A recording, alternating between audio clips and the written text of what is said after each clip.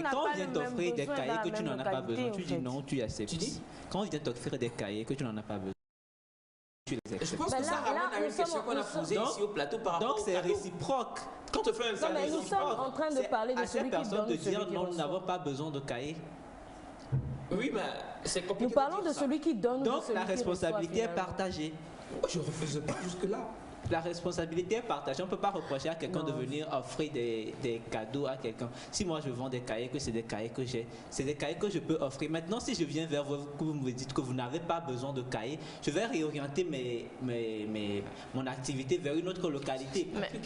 Mais comment je peux savoir que vous n'avez pas besoin de cahiers si je ne vous pose pas la question? On fait des recherches au préalable. En posant la question, c'est ça? Avant d'aller sur un terrain. Tu penses qu'on va venir demander, je sais pas, à un chef de village quelque part qu'on a des cahiers à offrir, on veut venir faire ça, et puis il va dire non, ici nos enfants n'ont pas besoin de cahiers? Ah ben non, mais il devrait. Non. Je donne un autre exemple, Félix. C'est comme un monsieur qui a un ventre bien plein et je sais pas à qui tu donnes encore de la nourriture. Tu sais, il va peut-être prendre ça, mais c'est pas son besoin immédiat. Il va peut-être aller donner. Je refuse pas. Voilà, comment toi tu peux savoir qu'il a le ventre plein si tu ne lui poses pas la question? C'est là normalement, je me rappelle d'un conseil de Navi Sandy ici. Avant de faire un geste, il faut connaître la personne. Il faut investiguer. Investiguer. Il faut savoir quel est le besoin réel de cette personne.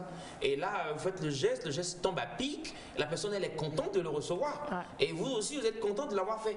Mais au cas où c'est pas le besoin de la personne, vous êtes content de l'avoir fait, mais la personne, bon, qu'est-ce qu'elle en fait après? Ça me rappelle une pensée qu'une dame a citée une fois. Elle dit une aide qui n'est pas sollicitée n'est jamais appréciée. La dame a dit quand quelqu'un ne t'a pas demandé de l'aide, qu'il n'en a pas besoin et que tu le fais, on peut même t'insulter pour avoir apporté ce geste. La personne ne saura pas la valeur du geste que tu as fait. Mais je reviens toujours à mon affaire. Finalement, faire du bien, c'est quoi? Et donc, pour revenir à la pensée, je crois... Est-ce l'intention ou la perception? C'est-à-dire l'intention de celui qui donne ou la perception de celui qui reçoit? C'est là la question reste posée, mais je crois que on ne peut savoir vraiment les intentions que de ses propres intentions. La personne peut te sourire, te dire ah merci beaucoup pour ce cadeau et penser le contraire. Après elle jette ça. Et penser le contraire. Donc ce de quoi vous pouvez être sûr sont vos intentions en faisant le geste. Et je crois que pour moi c'est suffisant pour faire du don. Après le cas que Naïda a évoqué tout à l'heure concernant le fait de dénoncer une personne qui a fait du mal. Ouais, du mal et tout. On lui fait du bien. On lui fait du bien. Est-ce que lui, il pense qu'on lui fait du bien? Maintenant, à nous, ça revient à la même chose. À nous de savoir quelles sont mes responsabilités vis-à-vis de cette personne-là, vis-à-vis de la loi. C'est-à-dire, on ne prend plus ça dans le cadre de je fais du bien à cette personne, je dénonce un fait juridiquement condamnable. Je fais du bien à la société. Voilà. Donc, que cette personne le perçoive comme un mal ou un bien, moi j'ai rempli mes obligations vis-à-vis de la loi. C'est comme ça qu'on peut le prendre. Mais si on veut le prendre du côté où j'ai fait du bien et j'attends de la reconnaissance, je crains que cette personne ne soit pas vraiment reconnaissante. Peut-être dans les médias, elle le sera. Voilà, peut-être 20 ans après, 30 ans après, mais dans les médias, si vous attendez de la reconnaissance, c'est mort, quoi. Bonjour Netta, faire du bien, c'est participer au bien-être de l'autre ou son prochain. Maintenant, nous avons ceux qui font les dons pour satisfaire leur gourou. Je crois que c'est dans ce cas que la personne dit que ceux qui font du bien avec un mauvais cœur. Ok, d'accord. C'est noté. Alors bonjour, je vous suis depuis Abéché au Tchad.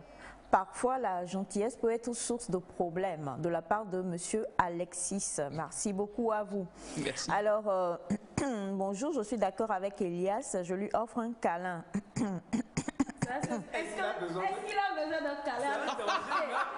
Est-ce que vous avez investigué? C'est un danger.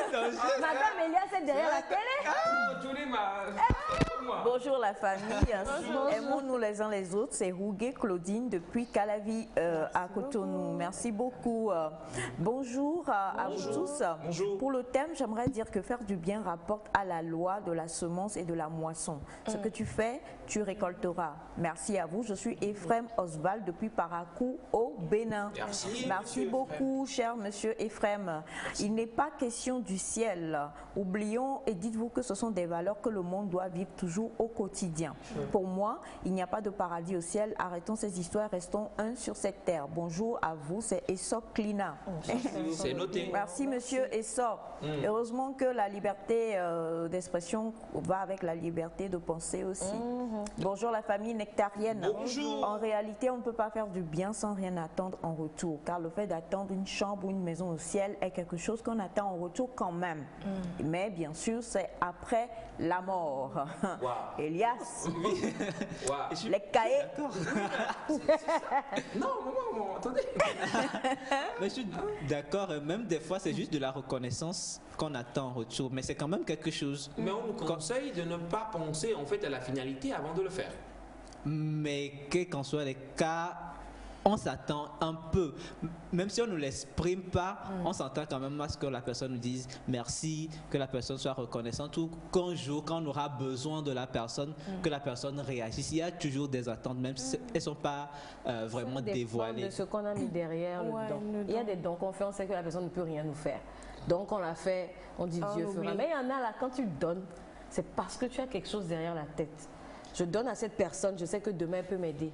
Ou bien, il y a, regardez, cette conception de je vais, il y a un enterrement, j'y vais parce que demain. Oui, il y en a beaucoup de gens qui le disent.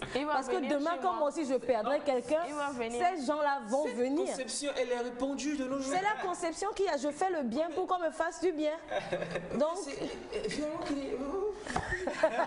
c'est compliqué. Alors, bonjour Nectar. Un bienfait n'est jamais perdu. N'attends pas à être remboursé par le bien après avoir fait du bien à quelqu'un. Sinon, tu seras dessus. Fais-le à cause de Dieu. Bonjour Nectar. Un autre message. Un bienfait est un fait.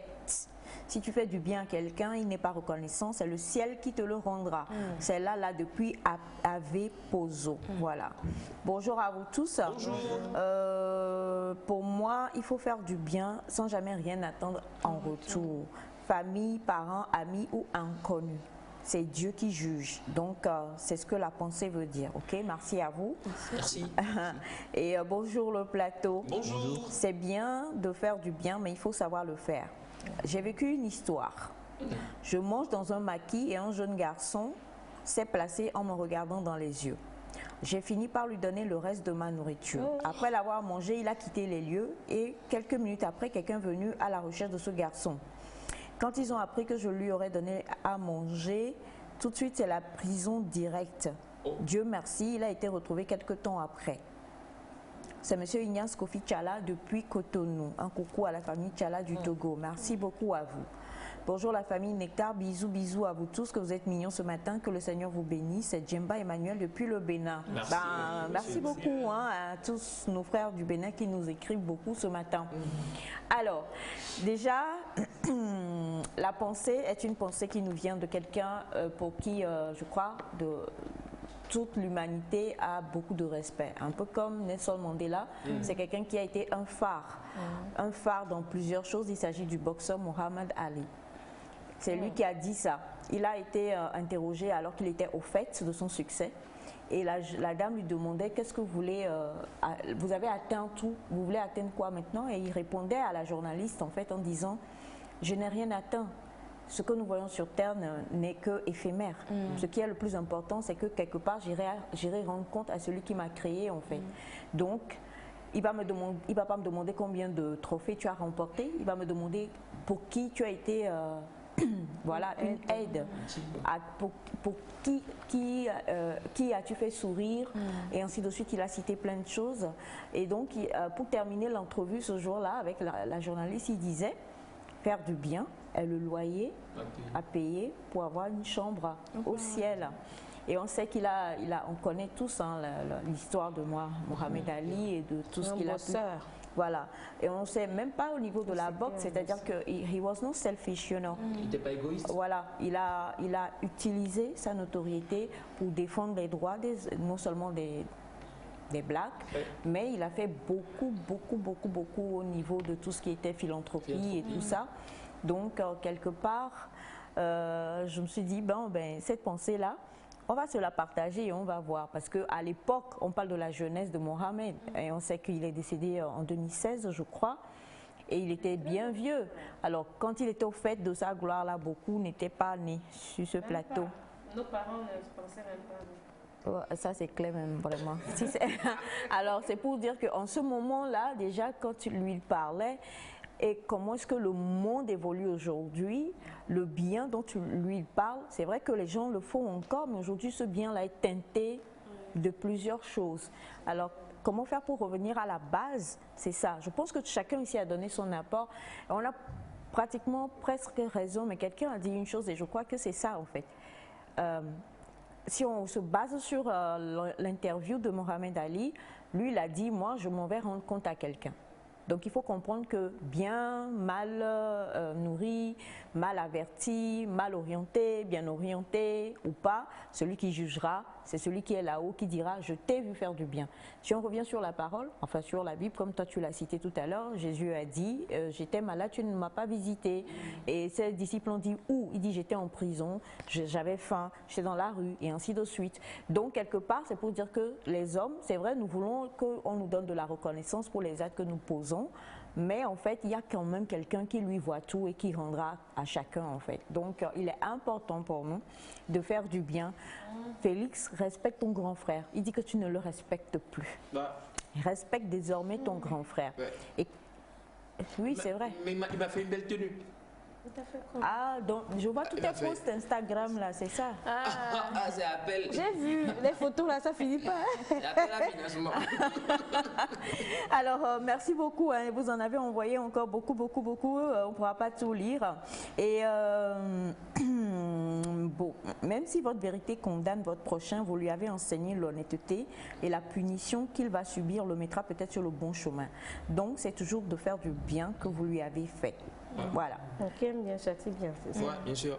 Qui aime bien, châtie bien. Mais c'est vrai que de nos jours, tu aimes bien et toi tu vois et tu veux châtier, mais la personne te dit wow, tu te prends pour qui pour vouloir me châtier. Donc si c'est ton enfant, si c'est ton enfant, tu le prends et tu l'envoies. Ouais, voilà, tu l'envoies. Alors, je vous l'avais dit, hein, il est avec nous aujourd'hui et on va parler de gros thèmes, un gros sujet sur lequel on a cherché à le faire intervenir depuis plusieurs jours ou plusieurs mois même. Aujourd'hui, il est là, il s'est habillé en bolingo choco, il est en rose rouge et puis il a mis des baskets. Il y a violet dedans. Il y a violet dedans. C'est Félix qui est en train d'avoir de l'influence sur Bolingo Saf. On va le retrouver juste après le jingle.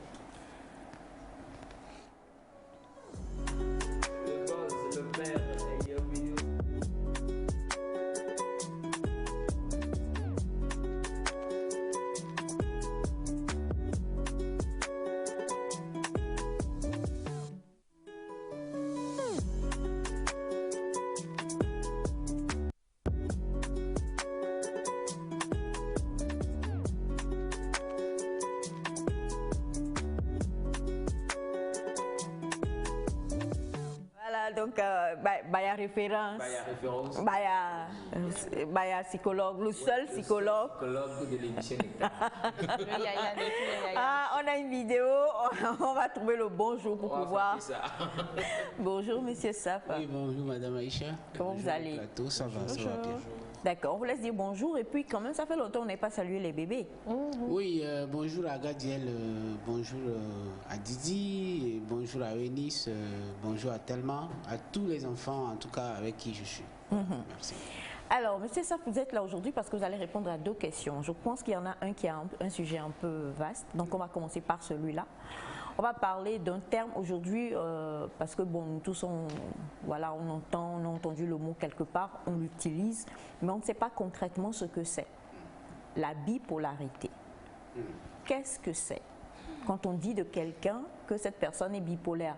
J'ai assisté à quelque chose la fois dernière, quelqu'un qui, dans une dispute, qui dit à son prochain, toi va là-bas, toi tu es trop bipolaire. Est-ce que nous comprenons concrètement ce que cela veut dire être bipolaire? On va en parler avant que vous ne répondiez à la deuxième question, si on a du temps. Merci beaucoup. Pour aller terre à terre, parce que j'aime pas trop les définitions universitaires, mais quand on dit bi, c'est deux. D'accord? Polarité, c'est qu'il y a deux pôles. Donc, la bipolarité, c'est que... On aurait dû quand même laisser Elias expliquer bipolarité. Donc, deux pôles, ça dit, donc pôle polaire, pôle bi, ça fait deux. Donc, il y a deux pôles. Donc, quand on parle de bipolarité, c'est que c'est une échelle, au fait. L'humeur varie sur des échelles moins et l'échelle plus. C'est-à-dire que la personne part de la tristesse à la joie de façon terre à terre. Donc, quand on dit tu es bipolaire, c'est que tantôt on te voit très triste, tantôt on te voit très joyeux ou euphorique. Donc c'est ça en fait la bipolarité. La personne varie sur ces deux pôles de l'humeur en fait. Et là on parle de, donc c'est en quelque sorte les troubles de l'humeur. Okay. On parle de bipolarité. D'accord, c'est très simple. Psychologue Sam, j'ai une question. Ah, c'est vrai, tu l'avais depuis. Et il y a des gens qui peuvent passer par une situation ou qui sont dans un état dépressif, qui sont très tristes, mais quand ils voient les gens, ils manifestent une joie énorme. C'est-à-dire que tu as l'impression que cette personne est joyeuse. Mais quand elle se retrouve seule, elle est déprimée. Voilà, est-ce que c'est une bipolarité? Oui, c'est ça la bipolarité au fait. C'est-à-dire que tout de suite, vous voyez la personne, peut-être lors de l'émission, très contente. Cette personne est très contente, euphorique, la joie exagérée au fait. Ok, et joie exagérée. Voilà, donc juste après, vous voyez cette personne totalement effondrée, totalement triste, où l'humeur est très très bas. Donc c'est là où quand la personne est en privé comme ça, c'est-à-dire qu'elle ne veut pas que ça se voit? Oui.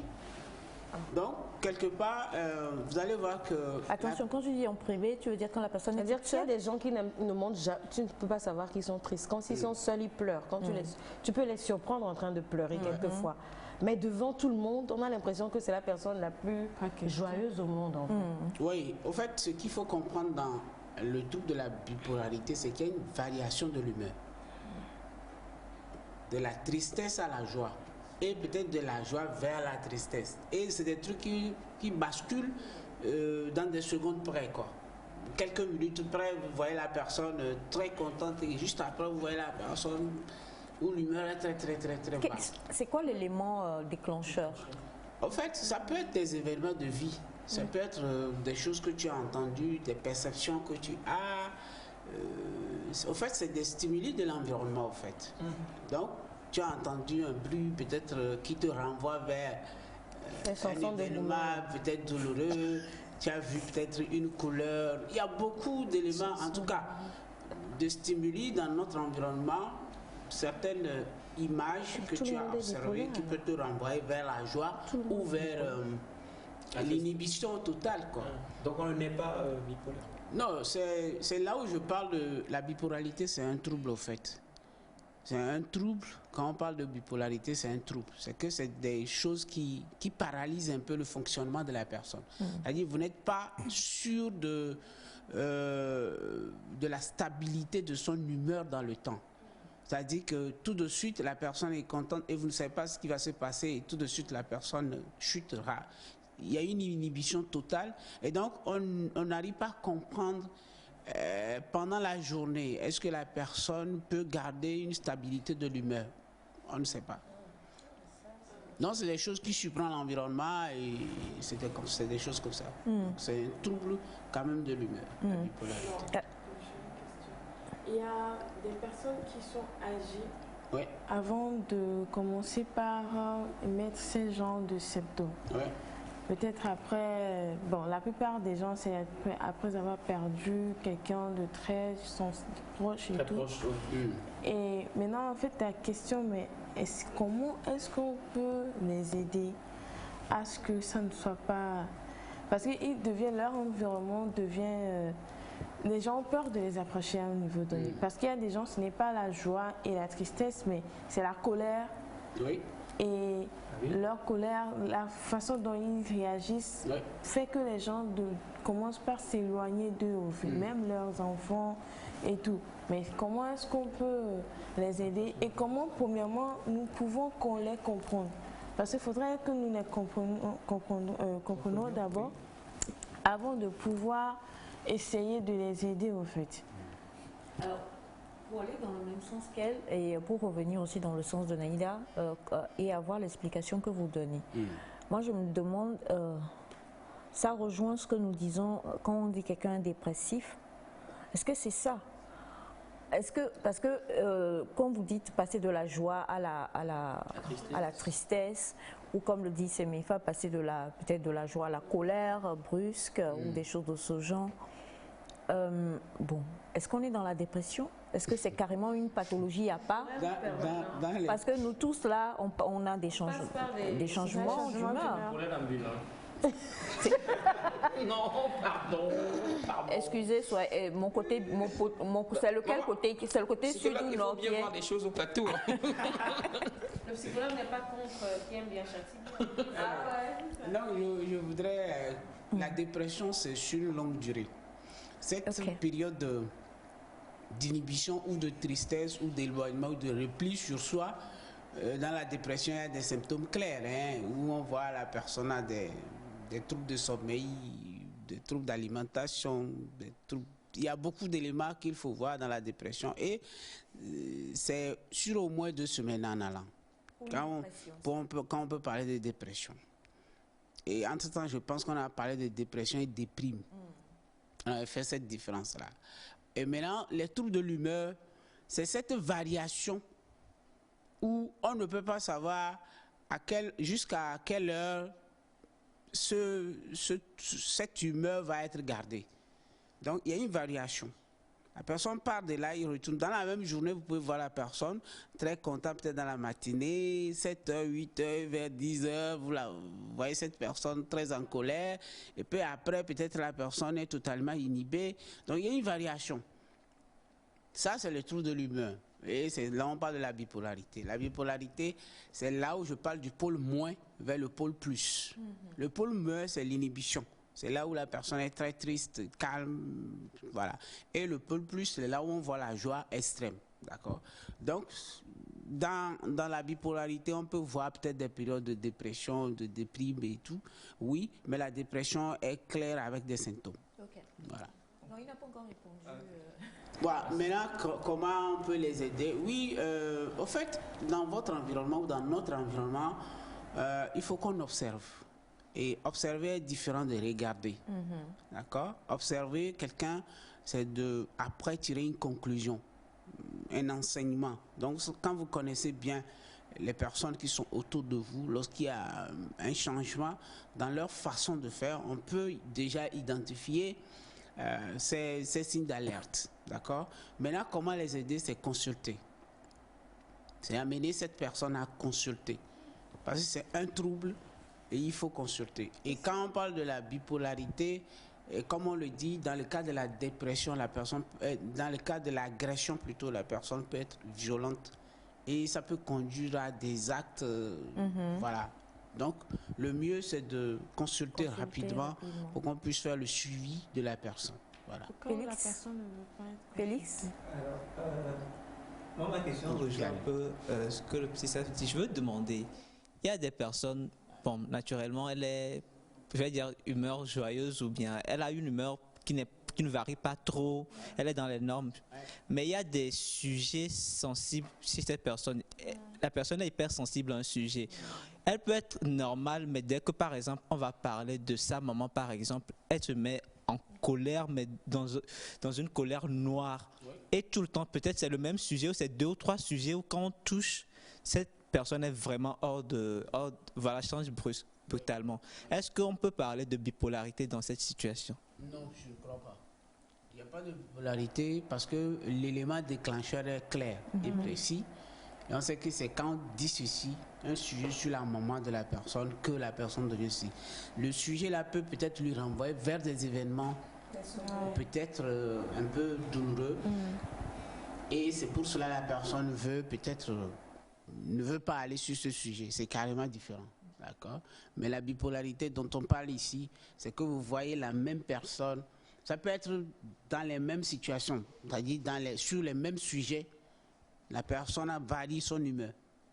Je ne sais pas si vous voyez. Voilà. Alors on a un bonjour Netta, mais on ne peut être heureux du matin au soir, ni du lundi au dimanche, ni du 1er au 31. Sommes-nous tous bipolaires? Alors, je poursuis, j'arrive. Alors, la bipolarité, état d'un corps qui est animé d'électricité magnétique à deux pôles doués d'une vertu contraire. C'est ce que mon professeur de physique m'avait enseigné en terminale. Jimba Emmanuel depuis le Bénin. Ça là, vraiment, vous êtes dans les thèmes. Voilà. Alors, bonjour à vous tous. Bonjour. Est-ce qu'on peut retrouver la bipolarité chez les enfants? Monsieur Saf, est-ce qu'on peut retrouver la bipolarité chez les enfants? Et on revient à l'autre, on ne peut pas être heureux, souriant du lundi au... Oui, en fait, les êtres humains, dans les êtres humains, il y a tout ce qu'on a comme...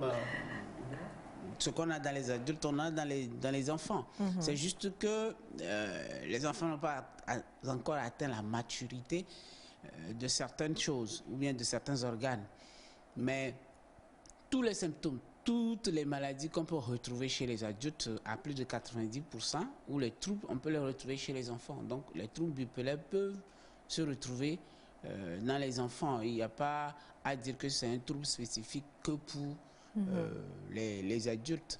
Maintenant, revenir à la question, ce n'est pas une question d'être joyeux ou de ne pas l'être toute la journée ou toute la semaine, non.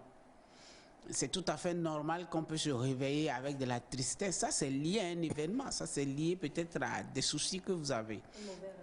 Voilà, des trucs que vous vivez, d'accord?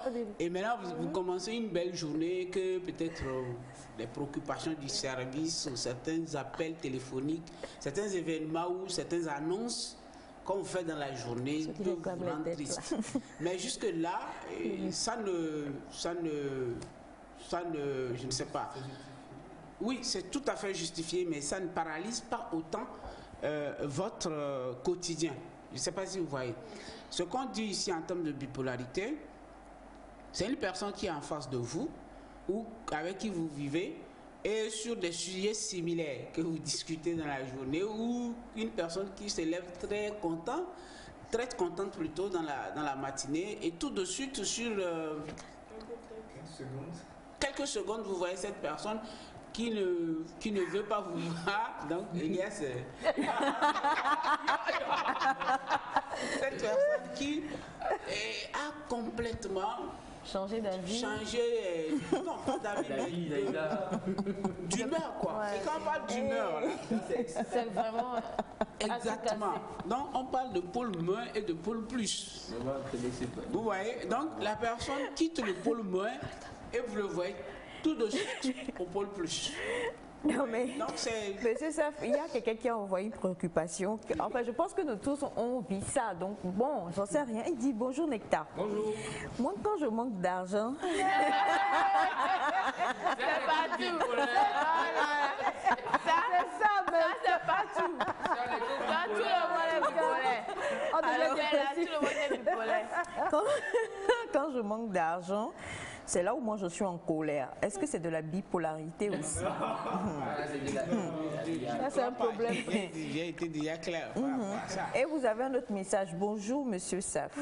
Bolingo Nangai. Estrabo. Dans la bonne couleur. Deux couleurs différentes. Ça veut dire bipolarité. Maintenant, non, laissez-moi terminer. Comment draguer quelqu'un qui est bipolaire? Exactement. C'est très compliqué parce qu'on ne sait pas à quel moment cette personne vous dira non, oui. Oui, c'est des choses qui arrivent. Ah ouais, donc ce que Elias dit est vrai? Pas dire oui ou non, mais à quel moment la personne peut revirer. Jean vous dit oui et puis après elle est pas en bonne. La personne peut-être vous sortez ensemble dans l'intention de se donner du plaisir, être joyeux, et tout de suite en cours de chemin la personne, il va même pas vous dire je veux plus sortir, mais vous voyez que cette personne, avec tout l'enthousiasme que cette personne avait, n'est plus, quoi. C'est-à-dire que votre sortie est carrément voilà. C'est très compliqué, et des gens qui vivent ça, quoi. C'est mieux pas. Donc, quand manque d'argent, là, c'est pas bipolarité. Non, hein. Sinon tout le monde serait malade. Ah bon, voilà. Bon, il y a de ces jeunes aujourd'hui où, je veux dire, ils étaient très joyeux, ils étaient constants. Ouais. Et à un niveau donné de la vie, peut-être il y a un truc ou deux qui sont passés. Et ce n'est pas intentionnel, mais c'est venu comme ça en fait. Ils ont un changement radical vis-à-vis de la société, vis-à-vis de certaines choses. Même leur comportement, ce n'est plus ça. Ils sont plus lumineux comme avant et tout. Et ouais, ils sont éteints. Mais ici, je demande, comment est-ce qu'on peut les aider à aller mieux? Parce que premièrement, bon, j'en ai connu certains et j'en étais un cas, mais comment est-ce qu'on arrive à ressortir de l'ombre pour revenir là où on était? À la lumière? Oui, parce que pas forcément les gourmands. Hein. Non, pas forcément les gourmands, mais il y a les deuils, il y a les personnes qui vivent des agressions, des agressions sexuelles, des choses de ce genre. Il y a plusieurs choses. Alors pour revenir quand même à ce que Semifa vient de dire, je crois que, comme vous le disiez tout à l'heure, l'entourage, quand on remarque, on doit emmener. Maintenant, la question, toujours pour aller dans le même sens, est-ce que soi-même on se reconnaît à partir de quel moment parce que quelqu'un, j'en sais rien, il y a des personnes, comme vous l'avez si bien dit, on va, oui, et puis après la personne est là, tout ce que tu lui dis, elle répond plus, elle déconnecte totalement, elle est là mais n'est plus là. Voilà. Alors, et quand c'est comme ça, la personne ne veut même pas vous écouter, même si vous lui parlez, écoute, je crois que tu vas pas bien, son souci n'est pas là, son souci c'est que je ne veux pas vous écouter, quoi.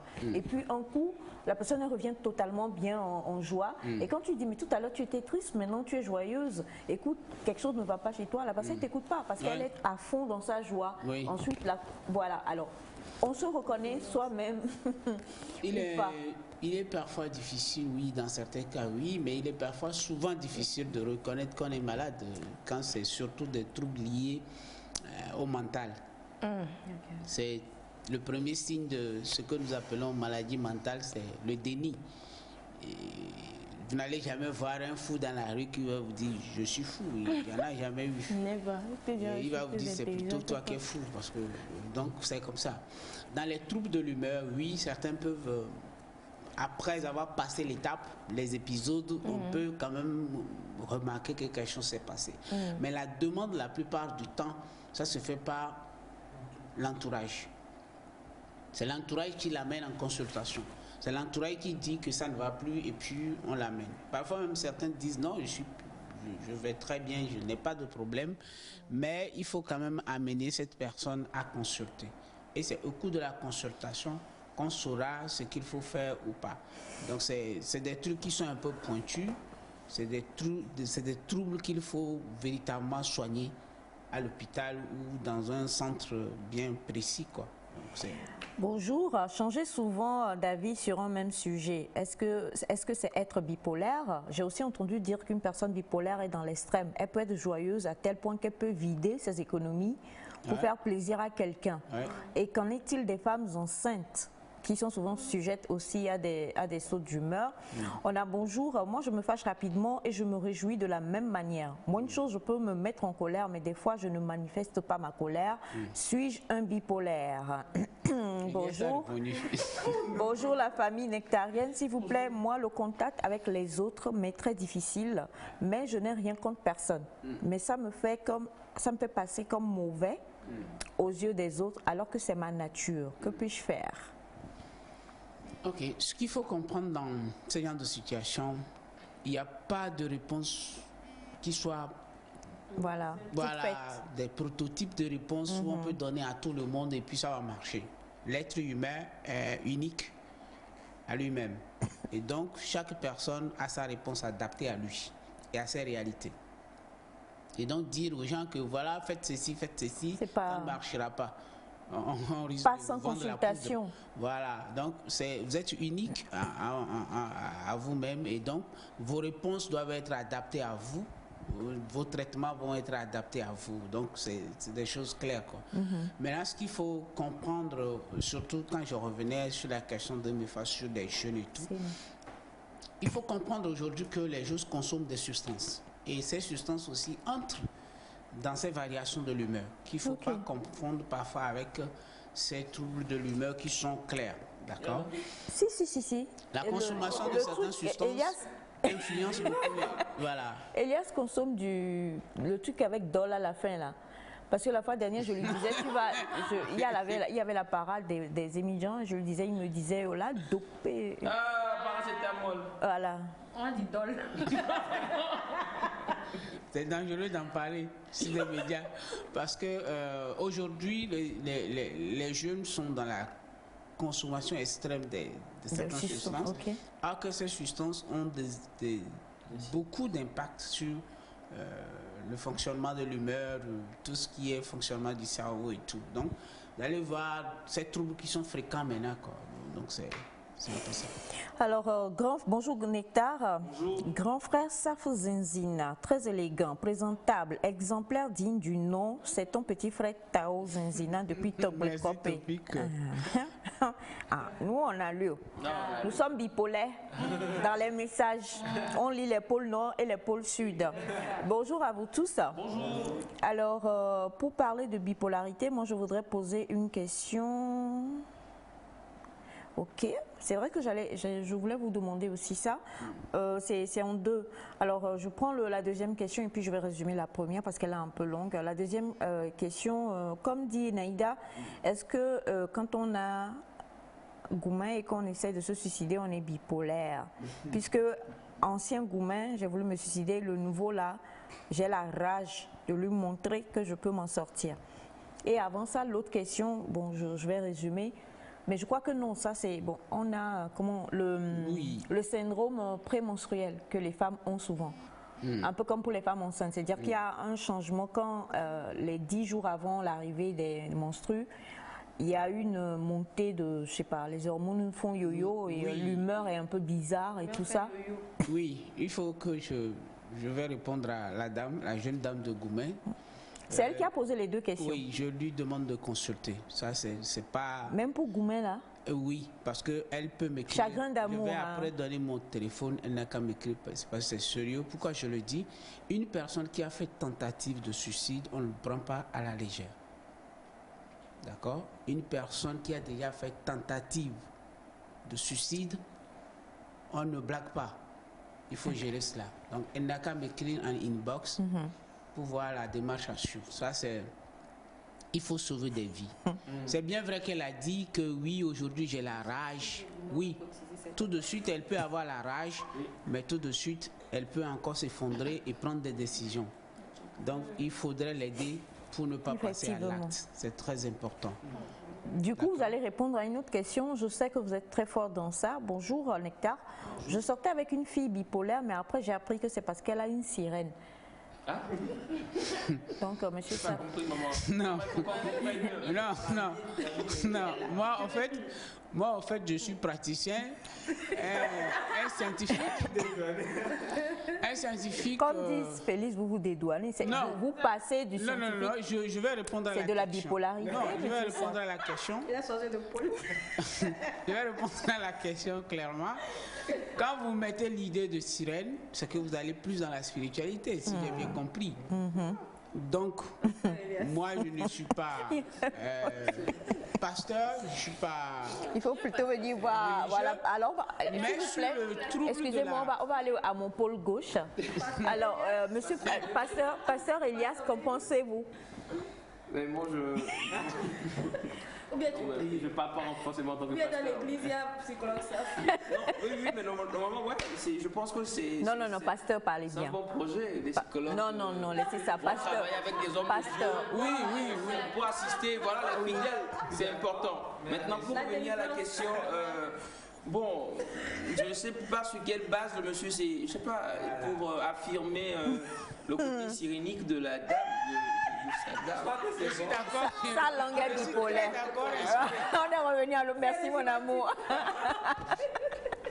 Oui, ce que je voulais dire, au fait, on a souvent des préjugés, hein, parce que souvent, beaucoup de choses qui dépassent notre entendement, qu'on ne comprend pas, on remet ça à l'esprit, on remet ça à tout ce qui est esprit et puis spirituel. Maintenant, si vous avez appris que la personne souffre d'un trouble, je pense que le mieux c'est de l'aider ou de fuir.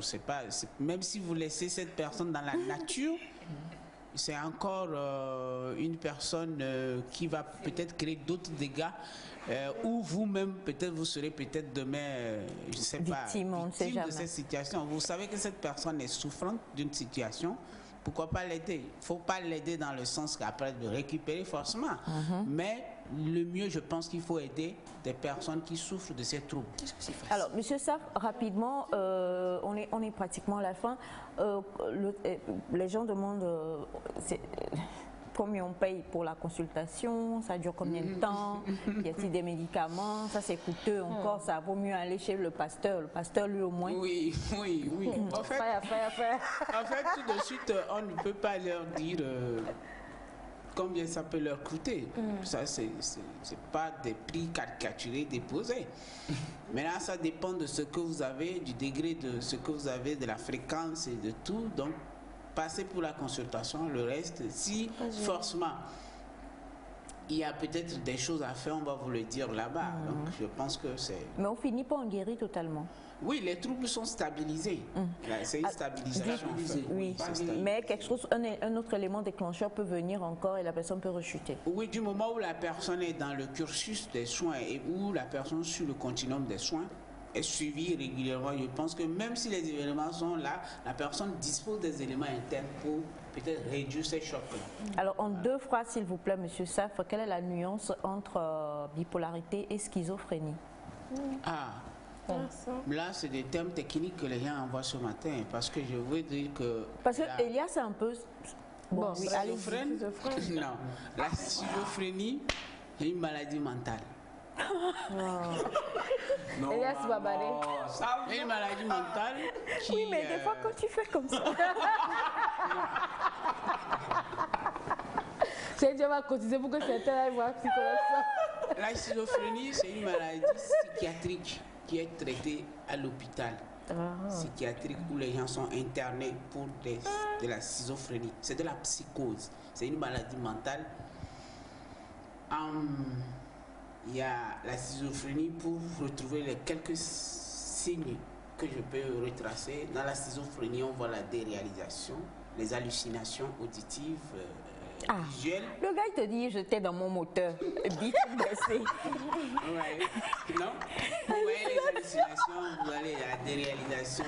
Quand on parle de la personne peut vous dire, je parle avec Dieu. La personne peut vous dire, j'entends des sons qui me disent d'agir comme ça. Personne peut vous dire, Dieu m'a parlé. Agenouille-toi, je vais prier pour toi. On subit ça tous les jours ici. Franchement. Non, Elias n'a pas troublé. Le psychologue confirme ici que... Le micro. Non, mais c'est bon. Jusque-là, pour lui, c'est pas si. Vous voyez, donc, la schizophrénie, c'est une maladie qui... la quoi? D'un trouble. La schizophrénie. Qui t'a dit ça? Schizophrénie. Oui. C'est quelle voix qui t'a dit ça? Schizophrénie. Non. Donc il y a même les choses, on déréalise les choses, c'est-à-dire que les choses ne sont plus réelles pour cette personne-là. Il est dans un autre monde carrément, il communique avec d'autres personnes que peut-être vous ne voyez pas, mais il a des images, il a des sons, ça t'arrive? Des choses qui lui parlent en fait, il vous dira ça. C'est une maladie quand même. Donc c'est une maladie qui est claire et qui est décrite et donc on traite ça avec... l'hospitalisation de la personne, on fait le bilan et tout. Donc voilà. On reviendra dessus, donc c'est vraiment pas ça. Différent de ce que nous appelons la bipolarité. Exactement, donc pour vous qui avez envoyé le message, comprenez que si vous êtes allé à l'hôpital et qu'on a parlé de schizophrénie, ne prenez pas cela à la légère, laissez vraiment interner donc, la personne qui en est sujette, c'est très important. Quant à Elias, on rigolait, il a tout sauf la schizophrénie. Par contre, la bipolarité, bon, on ne sait jamais, voilà. Merci beaucoup, Monsieur Saf. On va revenir avec vous tout à l'heure en dernière partie, mais pour l'heure, nous avons des invités qui sont également avec nous et nous allons y aller avec ce petit clip. On les rejoint juste après.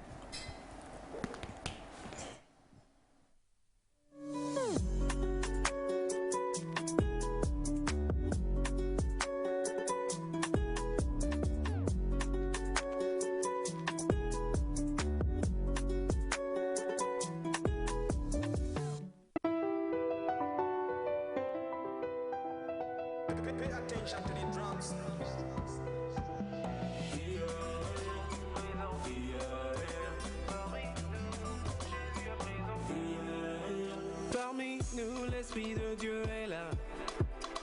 Parmi nous, Jésus dit qu'il est là. Parmi nous, l'Esprit de Dieu est là. Parmi nous, Yeshua est bien là. Et tout le monde chante. Oh, oh, oh, oh. Ah, ah, ah, ah. Nos prières sont reçues là. Oh, tout le monde chante. Oh, oh, oh, oh. Ah, ah, ah, ah.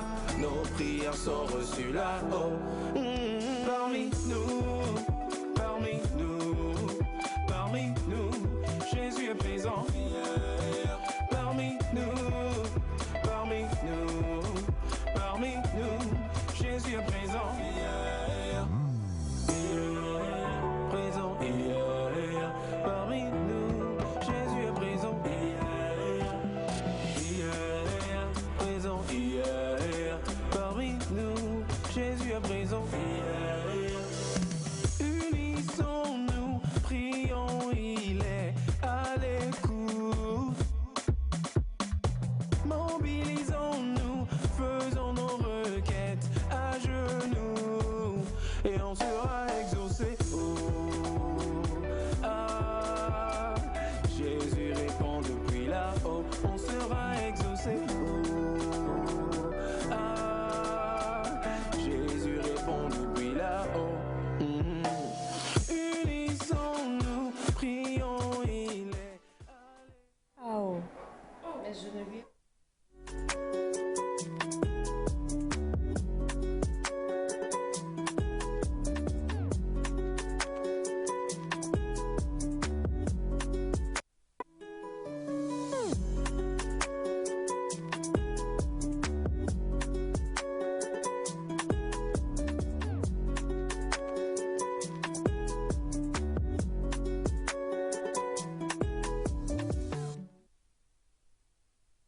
Maîtriser Elias au niveau de l'anglais et ça, voilà, c'est sa toute nouvelle sortie hein, qu'on aura tout le temps de déguster. Merci à Kwacha Lendalo qui est donc le grand le grand réalisateur.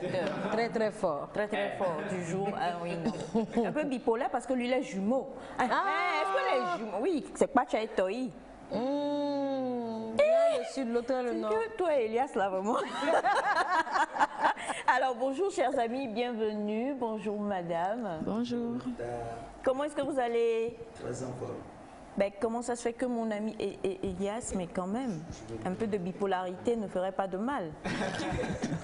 Alors, honneur aux femmes comme toujours, on vous laisse dire bonjour, regardez la caméra et présentez-vous. Bonjour Nétar, je réponds au nom de Galé Sarah Akwavi. Je suis la présidente du club pour l'UNESCO de l'Université de Lomé et la chef de délégation du Togo. Merci. C'est ma collègue, un peu de bipolarité. Ta collègue de quoi? Dans la bipolarité. Collègue au Koué. Collègue au Koué. L'Inkem. Club UNESCO. Club UNESCO. Présidence. Les affaires club. Dans la présidence. Les affaires de présidence. Je vous en prie, ne vous en faites pas. Je vous assure. Il commence à devenir légèrement contagieux, mais soyez rassurés, on a donc le congrès de l'OMS qui se tient présentement au Togo, vous n'aurez rien. Allez-y. Bon, tu ne me voyais pas venir. Hein? Je suis Yacobi Komivi, je suis le président du comité national d'organisation du FESCUAO. Du FESCUAO. FESCUAO. Il y a du chocolat dedans? Non, pas du tout. Moi, je réponds au nom de Faustin Komlantakba. Je suis le chargé à la communication du FESCUAO. D'accord. Ben, déjà, on va en parler. Oui, bonjour à vous. Oui, bonjour. Donc, c'est avec plaisir que nous avons nos amis de FESCUAO. Alors, on a entendu FESCUAO, mais on ne sait pas ce que c'est. Moi, j'ai eu une idée et on a entendu tout à l'heure Club UNESCO. Donc, on veut savoir ce que c'est FESCUAO et quand est-ce que ça va se dérouler. Vous, c'est qui? Ah, j'ai oublié de vous présenter. Bonjour. Bonjour la famille nectarienne. C'est un bénéficiaire. Du FESCUAO. Je suis Soleignanou Félix, membre du club UNESCO. Oui, moi je chocolat là. Chocolat que tu dis là, c'est eux qui mangent, non? Alors, on va parler du FESCUAO et qui l'organise, ce pourquoi on l'organise, on va en discuter. Donc, je laisse la présidente commencer et puis vous allez enchaîner. Merci, Monsieur Félix. FESCUAO, c'est un festival scientifique et culturel des clubs pour l'UNESCO des universités de l'Afrique de l'Ouest. Scientifique, culturel. Scientifique à Amignon. Scientifique comment? Hein? Expliquez-nous. Vous faites des expériences? Oui. Scientifique, vous savez que les clubs UNESCO, sinon l'UNESCO est dans la science et dans la culture. Oui. Donc, en tant que des clubs UNESCO, il y a un festival et au cours de ce festival-là, on a des activités scientifiques et des activités culturelles. Nous parlons d'activités scientifiques dans les termes de conférences, panels, même des expériences scientifiques, puisque après tout, nous sommes des étudiants, chercheurs ou bien même des professionnels qu'on invite à cette activité du FESCUAO. D'accord. Est-ce que la gravité avec gravité, non. Peut-être qu'on va inventer ce qui va faire pousser ses cheveux, rapetir son ventre. Bon, juste ce que j'aimerais rajouter par rapport à ce festival, comme le président du CNO l'a souligné tout à l'heure, c'est une activité qui réunit, disons, les universitaires de l'Afrique de l'Ouest. Okay. Pour citer le Mali, la Côte d'Ivoire, le Bénin, le Niger, le Burkina Faso et le Togo qui est pour cette édition spécialement organisateur. Ok. Voilà. Donc vous allez recevoir toutes ces délégations, toutes ces universités-là. Voilà. Ici à Lomé, plus précisément à l'université de Lomé. D'accord. Quelles sont les activités concrètement qui vont se faire lors du FESCUAO? On a donc l'image à l'écran. Merci beaucoup à mon bipolaire jumeau.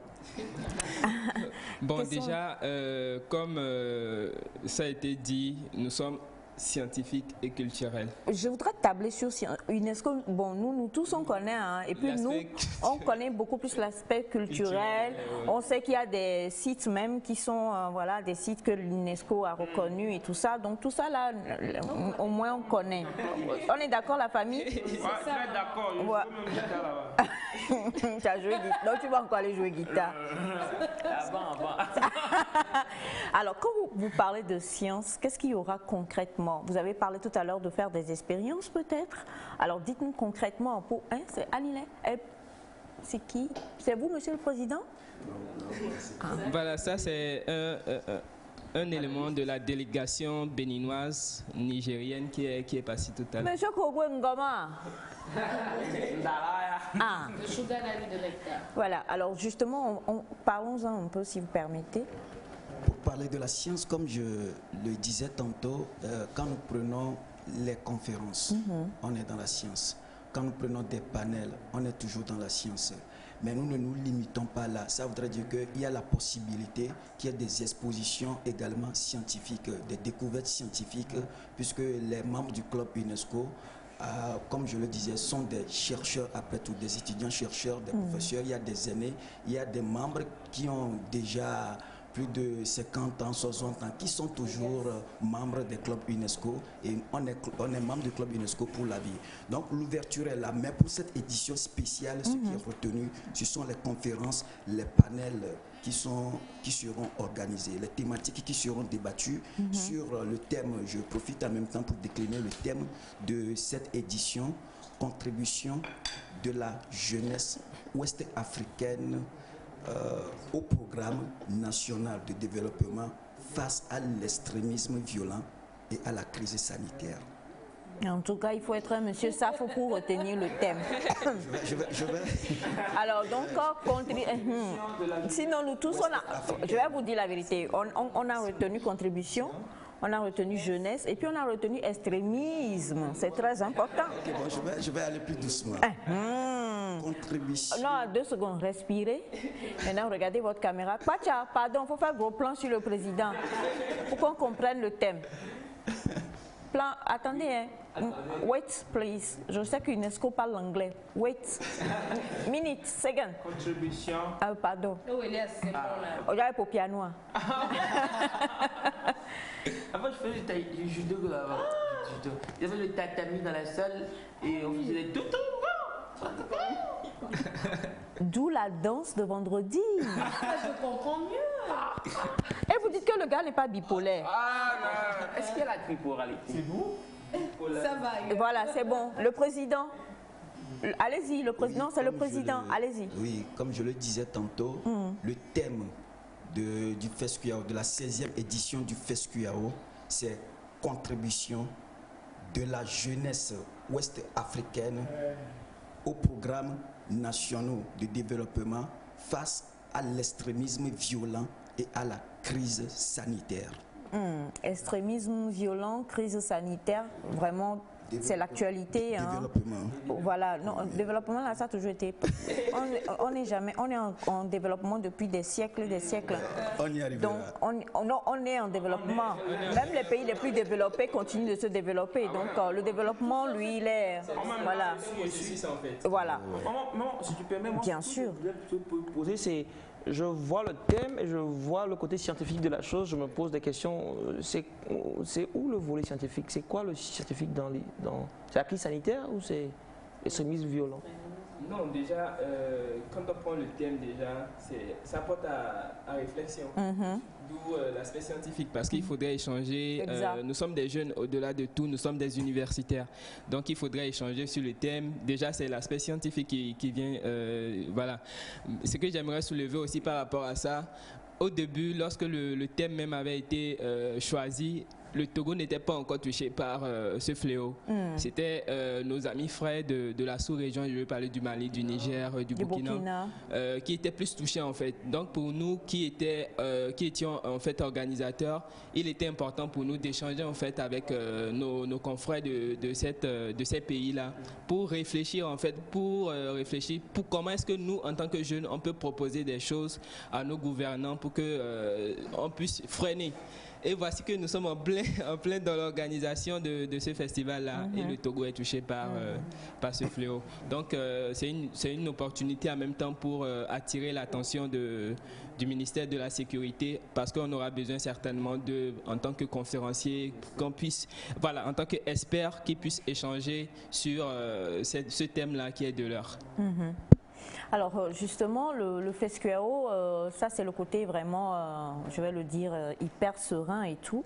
Maintenant, quand on parle du côté culturel, on parle de l'UNESCO quand même. Et quand on dit UNESCO, nous on aime l'UNESCO. En tout cas, bon, voilà. Mon fils et moi, lui, il a joué guitare là-bas, il a fait karaté. Nous, là, on a dansé, on a fait des théâtres et tout ça. Donc, Club UNESCO, on sait qu'il y a aussi tout ça. Donc, du coup, parlons maintenant de tout ce qui sera organisé sur le côté culturel. Présidente, président, qui prend? C'est 2 pôles, hein, choisissez. Bon, je commence à terminer. D'accord. Bon, comme vous avez déjà cité quelques-unes de ces activités, le théâtre, les spectacles, nous parlerons du théâtre, de la danse moderne, de la danse traditionnelle, du slam, des contes. Et également, il y a un village du FESCUAO qui sera là, la foire du FESCUAO qui est également là, et il y aura des jeux, il y aura des visites touristiques, il y a beaucoup de choses qui vont se faire.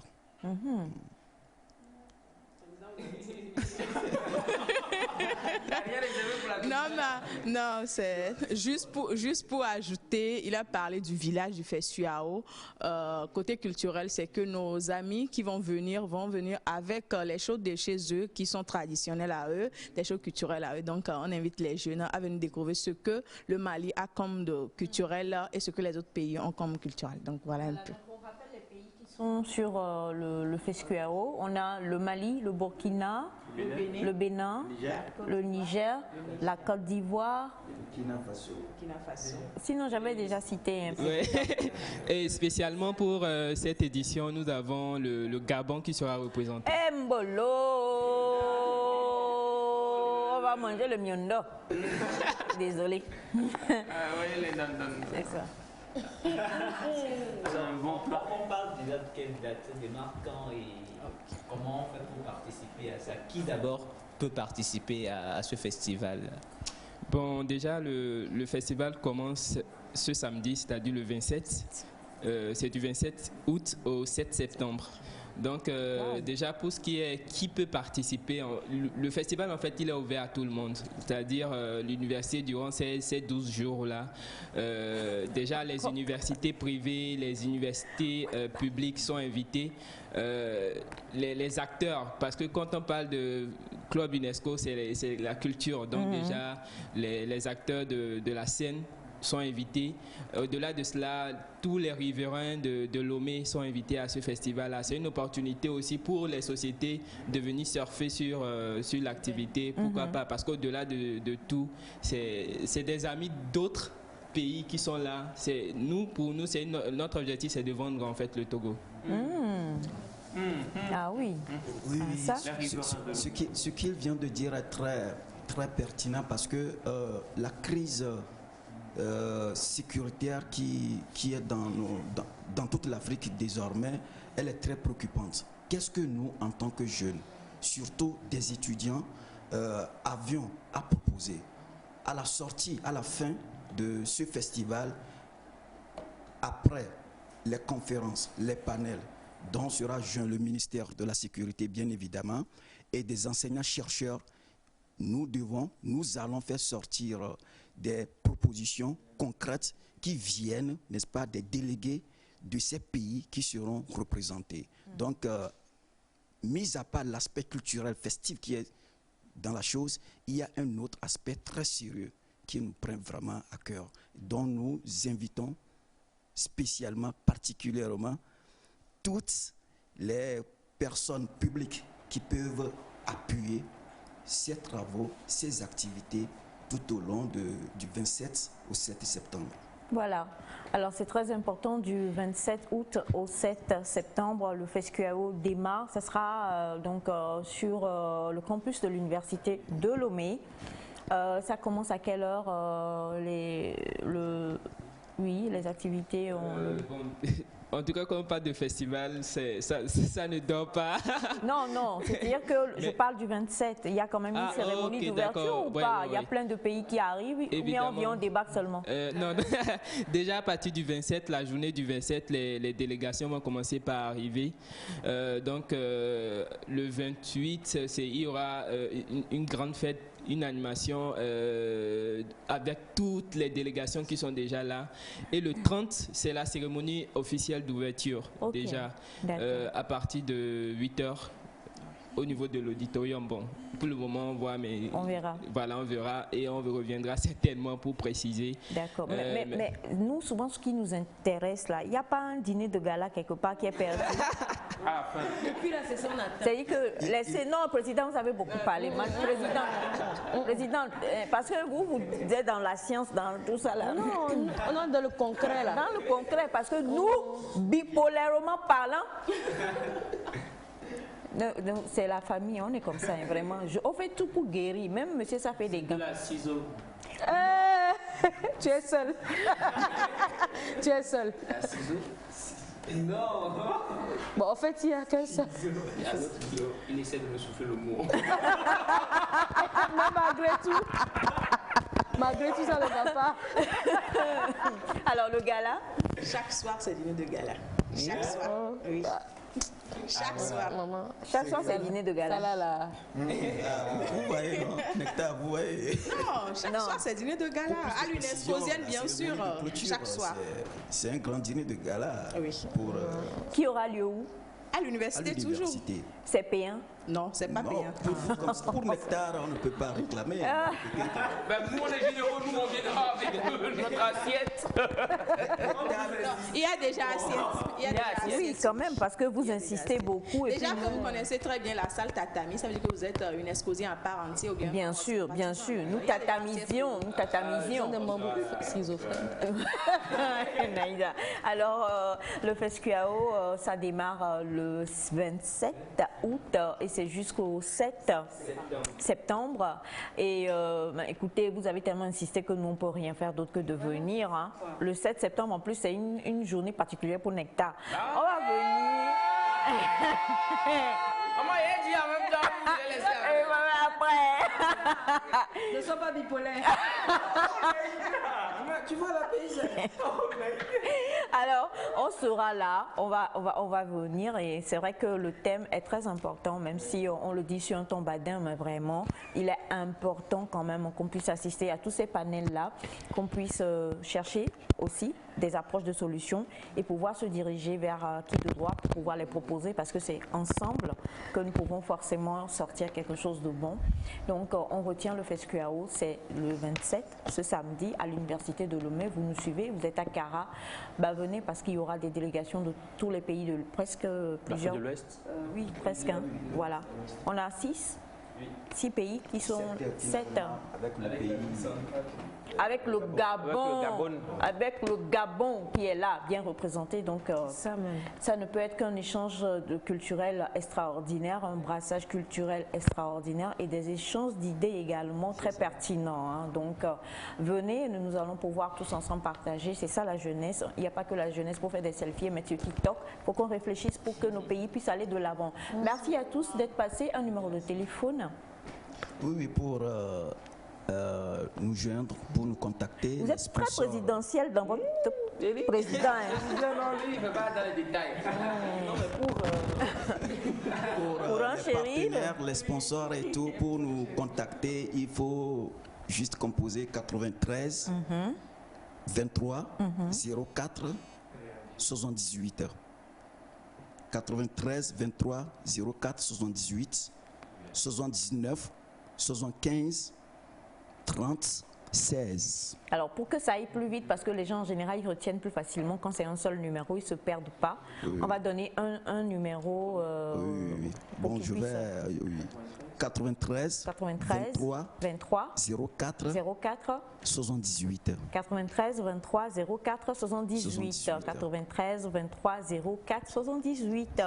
Pour terminer, on a ce message voilà, qui vient. Ah bonjour tout le monde, comment vous allez? Super. Bonjour. S'il vous plaît, dites au monsieur en veste que son élève au creuset du savoir le salue. Et votre photo apparue, cher président. La présidence. Salut, cher étudiant. Voilà, je dis, on a des présidents, des sommités sur le plateau comme ça. Président, vraiment, c'est un plaisir. En tout cas, merci infiniment d'être passé sur le plateau. Merci, Nectar. Et on se retrouve surtout, on est là pour... À la cérémonie d'ouverture. Pourquoi cérémonie d'ouverture? Qu'est-ce qu'on va faire avec la cérémonie d'ouverture? Non, viens au gala. J'ai dit au gala, AUX, au gala. Oh, le play français, nous menons là. Mais pléno là.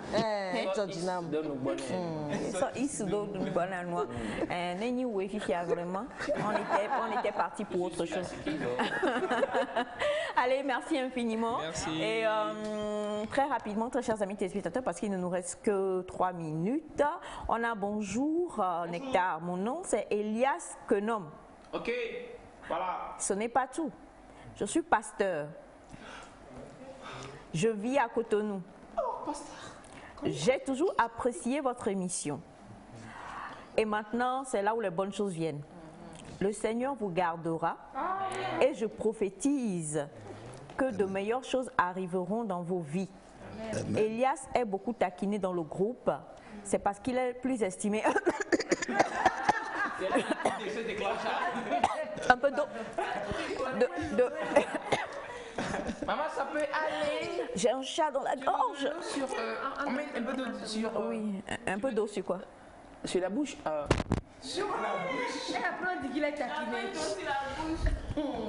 Alors, Elias est beaucoup taquiné dans le groupe, c'est parce qu'il est le plus estimé. C'est un atout pour lui, car je l'aime aussi par son habileté à réagir dans les questions et il m'affectionne, ou bien cela m'affectionne. Mes salutations à toutes et à tous et à bientôt. Merci infiniment. Tu es ému, non? Tiens. Tu peux descendre les vitres de ton moteur? Les vitres de ton moteur. Voilà. Et les familles? C'est le seul pasteur qui nous reste. C'est le seul pasteur qui vous reste au pays. Ah bon, d'accord. Alors bonjour la famille. Ok. Donc du début jusqu'à la fin, tout est totalement gratuit pour le FESCUAO? Oui, tout le monde est invité à participer à ce festival. Tous les étudiants, tous les jeunes, c'est gratuit. C'est gratuit. Pour assister au spectacle, à la conférence, c'est gratuit. Les spectacles d'ailleurs, c'est sur la scène Bella Bello à l'université. Forcément. Si c'est pas sur la scène Bella Bello, ça va être où? Naïda vient chanter. Qu'est-ce qui est belle? La scène. Ah ok, d'accord. Naïda vient chanter, non? Naïda, rassurez-moi, Naïda vient chanter. Oh, on ne savait pas qu'on avait deux. Non, mais comment celle-là, il vient de dire quelque chose. Now you know. On va l'attacher en même temps. D'accord, voilà, c'est important. Voilà. Et en guest, je vous en prie, en guest, vous venez sur la scène Bella Bello, vous allez assister à une danse formidable de Monsieur Elias, ici présent. Voilà. Alors, on va plutôt faire ça sur le terrain. Bah oui, le peuple te veut, toi. Alors, un autre message rapidement. Bonjour à vous tous. Bonjour. Depuis N'Djamena, je veux vous saluer. Votre émission est trop fun et on apprend beaucoup. Merci beaucoup pour le psychologue qui m'a appris aujourd'hui que j'étais bipolaire. Sauf que chez nous, pour se faire soigner... Ok, d'accord. Merci beaucoup. Et on a beaucoup de Bénin, de Tchad ces derniers temps. On veut vraiment saluer tous ceux qui nous suivent. Et merci infiniment pour le message. Mais vous allez trouver, on va dire au psychologue SAF de vous donner donc quand même des numéros de confrères là-bas. Et on le retrouvera demain, jeudi également, pour pouvoir poursuivre sur le thème. Aujourd'hui, j'ai un gros plaisir de retrouver une sœur, une amie, une magnifique, l'une des rares cadreuses donc, de la chaîne mère. Il s'agit de Pascaline Abidi, qui est avec nous aujourd'hui. Voilà, ça fait plaisir de t'avoir. De gros bisous à toi. Viens ici, vite. Vite. Quand maman parle, les enfants se lèvent et ils marchent. Alors, voilà. Viens mon cœur, parce que... Non, on peut venir. Voilà. Ça fait fashion. Ça fait plaisir. Hein? Non mais regardez, si on vous dit qu'elle soulève les caméras, elle cadre, vous allez être étonnés. Elle est magnifique, l'une des cadreuses de la chaîne mère. Voilà. Ça s'applaudit, oui. L'une des rares, parce qu'il n'y a pas beaucoup de femmes dans ce domaine ici. Et franchement, c'est une sœur, elle est magnifique. Hein? Je n'ai même plus de mots. Bon, on a le Sugar Daddy, M. Kogwe, qui est finalement venu. M. Kogwe, revenez rapidement. Vite. Voilà. Le Sugar Daddy. Yeah. Applaudissements. Moi aussi, je vais applaudir. Voilà. Il vous a manqué, mais c'est parce qu'il est très occupé. Il est choco, le bronzé, le métis, le seul, l'unique, l'oncle, Bachana qui est avec nous. Bachana, viens. Applaudissements. Bien sûr, je ne peux ne pas applaudir pour l'oncle, mais là, ça, pour l'oncle. Voilà, la beauté même, c'est dans la famille. Mon oncle à côté de moi. Voilà. Bolingo. Comment? Hein? Il ne va pas vouloir venir. C'est monsieur du jour, monsieur Kwacha Tambou, hein, qui était avec nous du début jusqu'à la fin. Voilà, Bolingo est là. Merci infiniment à Kwacha Lindalo qui était à la réalisation aujourd'hui. Et puis, président, venez. On ne peut pas présidenter comme ça. Venez, voilà. Tous vos élèves vous voient. Saluez-les. Bonjour à tous les UNESCOsiens, bonjour à tous les élèves, bonjour à tous les membres du club UNESCO, les aînés, les professeurs d'université et tout le monde à Nectar. Voilà, merci infiniment. C'était la famille du jour, bye bye. Et demain, c'est la finale de Pour l'amour de la lecture. Lisons. Bye bye.